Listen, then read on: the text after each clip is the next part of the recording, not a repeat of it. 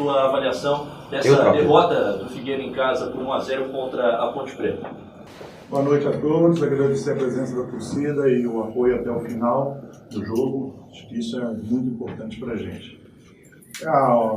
Para mim, um placar injusto, não existe muita injustiça no futebol, mas um time que dominou todas as ações, nós dominamos todas as ações do jogo, finalizamos mais, cruzamos aí 30 bolas contra o adversário, tivemos quase 500 toques de bola, mas infelizmente isso não foi suficiente para a gente transformar a nossa proposta de jogo em um gol e em uma vitória. Eu já trabalhei, o time hoje já começou trabalhando uma marcação mais adiantada, isso demonstra principalmente nos 15, 20 primeiros minutos, que a Ponte não conseguiu dar uma sequência de 4, 5 toques na bola, e até o momento do gol deles, que existe muita dúvida, eles não tinham ainda finalizado uma vez sequer no nosso gol.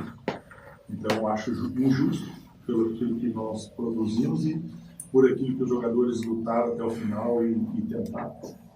Eutrópio, uma substituição realizada na partida de hoje por necessidade, da troca de goleiro com a lesão do Matheus Vidotto, e outra saída do Betinho para a entrada do Juninho e a entrada do Matheus Lucas no lugar do Felipe Matheus, já faltando apenas cerca de 9 minutos para terminar a partida. Falar um pouquinho sobre essas substituições e suas motivações. Nós já iniciamos o jogo com 2 substituições muito prováveis de ser feitas, que é o Roberto, que estava muito tempo sem jogar, e o Alemão Teixeira, que estava um tempo sem jogar e veio de uma partida recente agora contra Curitiba. Então eu já larguei com 2 jogadores, basicamente com substituições preparadas para eles, na verdade. E aí houve essa questão do Vidotto, Então, na verdade, quando você tem um jogador já substituído no primeiro tempo, por questões óbvias de segurança, você não vai conseguir fazer as duas com menos de 20 minutos. Porque se o goleiro sofreu uma lesão, por exemplo, com 20 minutos do segundo tempo, você tem que jogar um jogador de linha. Então, na verdade, eu tinha uma substituição antes dos 15, 20, e uma última cartada, que era faltando 10 minutos, com acréscimo da 15 minutos. Então, nós optamos pela saída de um jogador de meio campo mais de contenção. O Tony foi o destaque do Campeonato Paulista jogando naquela posição ali e cresceu muito quando ele foi puxado para trás, porque a gente não tinha ninguém para marcar, A Ponte simplesmente tentava fazer ligação direta, eu não precisava ficar com um jogador de contenção ali, e o Tony conseguia fazer isso, e é um articulador e também quase um meio ofensivo, e joguei um cara justamente para fazer uma movimentação ao lado do Pop ali, porque o Pop estava sendo muito marcado. Não conseguimos, infelizmente o jogador não conseguiu dar um retorno técnico, e aí eu mudei, colocando ele para a direita, que é um jogador de força, em cima do Trevisan, e trouxe o Felipe Matheus por dentro. Aí nós fizemos acho que 4 ou 5 cruzamentos pela esquerda. Mas aí faltava 10 minutos, aí eu tive que abrir mão da última substituição e colocar 2 atacantes já, porque era necessário, porque a gente trabalhava a bola pelos laterais, mas não tinha um homem para chegar, então foi isso aí que a gente fez. Tentou de todas as formas, dominamos o jogo, tivemos 2 defesas só, quer dizer, uma do gol e a outra que o Edson fez, e não conseguimos converter em gol, mas fiquei satisfeito no quesito, principalmente de luta, e o que eu estou tentando colocar um pouquinho mais. É a marcação mais adiantada, é perder a bola, fazer essa pressão, expor um pouquinho mais o time, principalmente no início do jogo, e foi o que nós conseguimos fazer, principalmente com 20 minutos, e é assim que a gente tem que jogar. Em casa, a gente tem que jogar para frente. Obviamente que quando sofre o gol, a gente muda um pouco a característica, porque o adversário se retrai mais. Eutrópio, boa noite. O Figueirense, sobre os teus cuidados, ainda não conseguiu marcar gols. Ao final do primeiro tempo, o time terminou a primeira etapa com um chute, ou pelo menos um lance, contra a meta adversária. Como é que tu vê e se tu tá satisfeito com essa produção ofensiva? Não, a gente não faz gol, ninguém está satisfeito, nem eu, nem ninguém. Mas a gente está trabalhando justamente isso. Se vocês observarem, eu praticamente coloquei 4 atacantes, eu mudei um pouco o posicionamento do Tony, colocando ele quase paralelo ao Rafael Marques, porque sabíamos que a Ponte havia muito recuado. E nós não conseguimos, é natural, a Ponte também bem postada, a gente tem que valorizar o adversário bem postado, com marcação bem baixa, e a gente não conseguiu fazer esse espaço e ter essas linhas de passe para entrar no gol deles. né? Finalizamos com o Rafael, finalizamos... Não foi uma finalização, creio que finalizamos um pouco mais, né? Teve também a bola do Zé Antônio, que chutou algumas coisinhas assim, e chegamos um pouco mais que uma vez, se não me engano.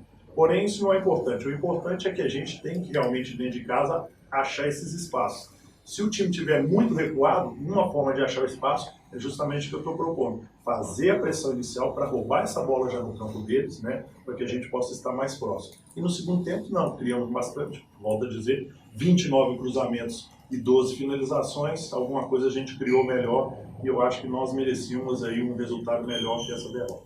O Vinícius, o gol da Ponte Preta foi idêntico ao que ele marcou contra o Guarani no último final de semana. Os jogadores não concentraram, né? Até que ponto isso prejudicou aí, ou não, o rendimento da equipe? Porque a gente sabe que na concentração tem aquele tete-a-tete, mostra vídeo e tal, enfim.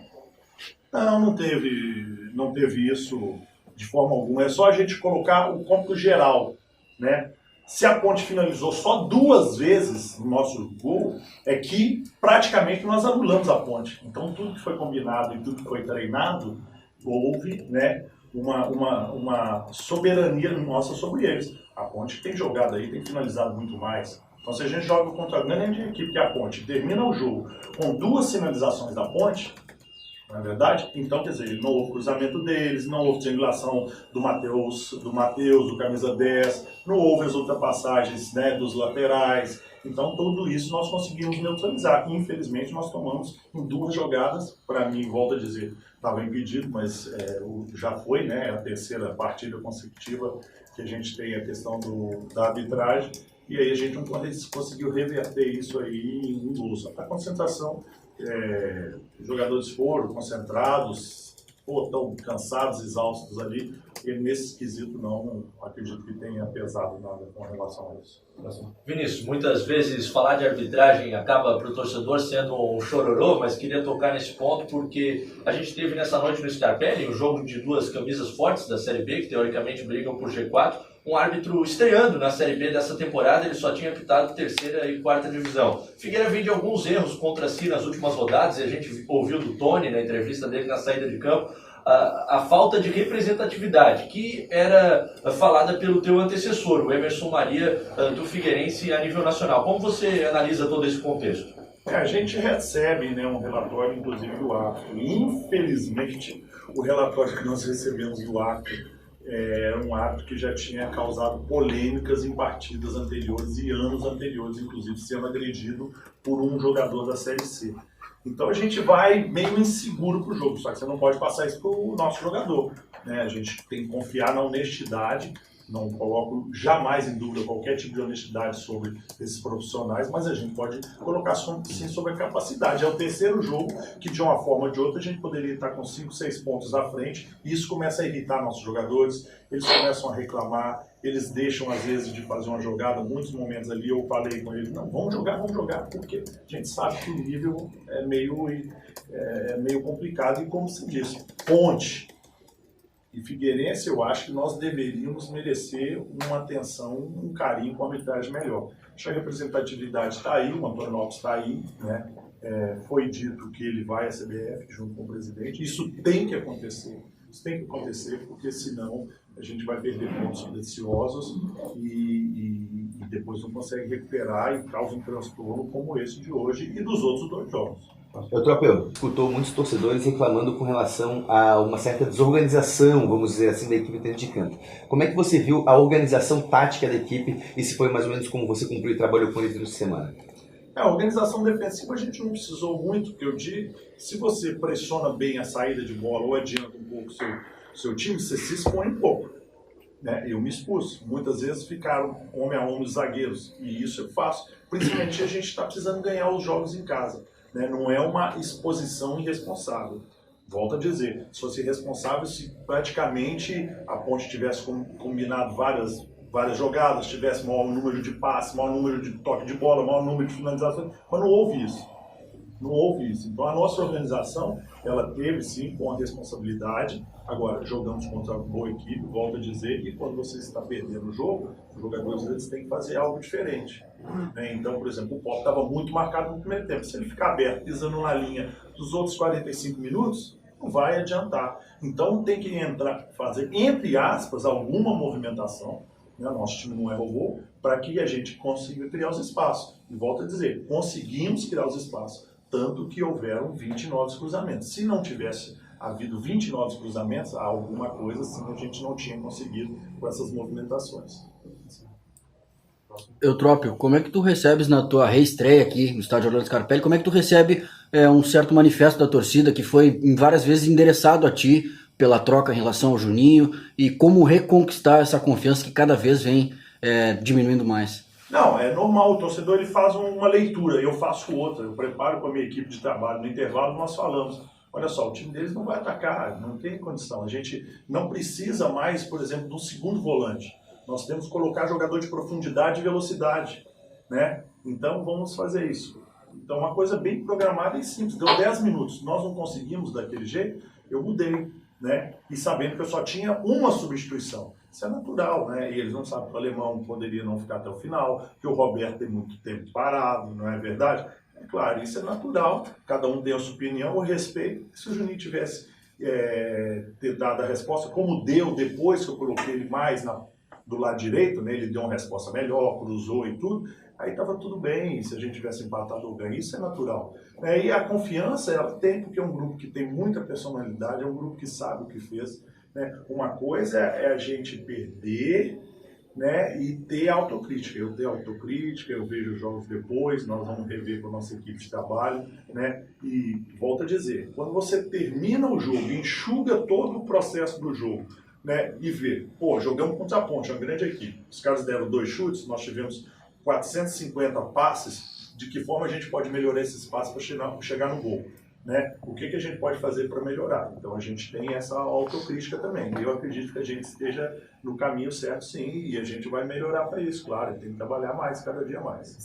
Ô Vinícius, a gente sabe que em 2 semanas, todo treinador que chega quer mudar algo, quer colocar algo de novo para tentar melhorar o time. Em 2 semanas é praticamente impossível passar tudo o que se quer. Mas o Figueirense chega à 7ª partida seguida sem vencer. E aí aparece aquela urgência pelo resultado, porque a gente já chegou à 16ª rodada da Série B.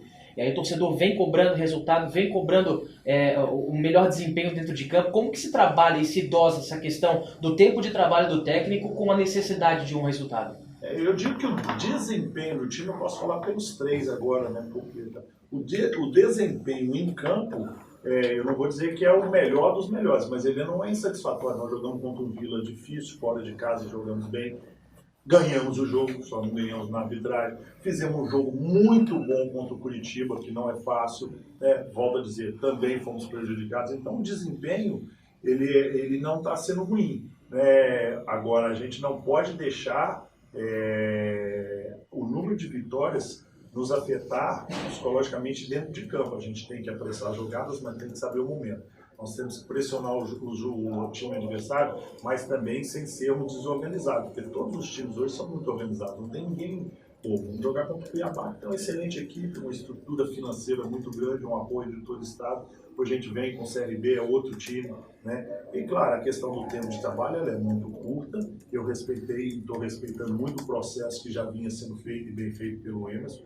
Não estou mudando e não posso mudar, né, sem tempo de trabalho e sem conhecer todo o elenco, toda a estrutura, porque senão aí sim piora, porque o caminho estava correto, o time tomou poucos gols, né, mas eu estou buscando aos poucos colocar a minha cara, que é justamente essa questão ofensiva e um pouco mais de mobilidade, ser um pouco mais agressivo, e às vezes eu tenho que expor o time um pouco mais.